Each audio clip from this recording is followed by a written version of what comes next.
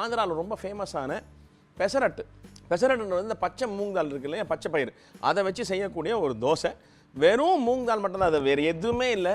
4 மணி நேரம் அந்த பச்சை மூங்காலை ஊற வச்சுட்டு அதை அரைச்சிட்டு நேராக தோசை உப்பு நான் போட போகிற பொருள்லாம் போட்டுட்டு அப்படியே தோசை வாக்க வேண்டியது தான்.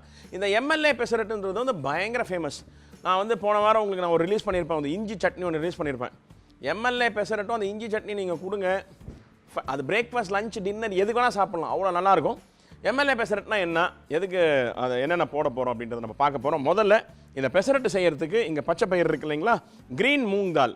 இந்த க்ரீன் மூங் தாலை 4 மணி நேரம் கம்மினா நீங்கள் வந்து நைட்டு படுக்க போகும்போது இது ஊற போட்டுருங்க, தண்ணியில் ஊற போட்டு மறுநாள் காத்தால அரைக்க வேண்டியது தான். இதை ஊற போட்டுட்டு நல்லா ஒரு 4லேருந்து 6 மணி நேரம் நல்லா தண்ணியில் ஊற வச்சுட்டு அதுக்கப்புறம் ஒரு ஃபைன் பேஸ்ட்டாக மிக்சியில் போட்டு அரைக்க போகிறோம். அது மாதிரி 4-6 மணி நேரம் ஊற வச்சு அந்த மூங் தாலை நான் மிக்சியில் போட்டு அரைச்சி வச்ச பேஸ்ட் இங்கே இருக்குது. இதோ இது மாதிரி வந்துடும். இது வந்து வடை மாவு மாதிரி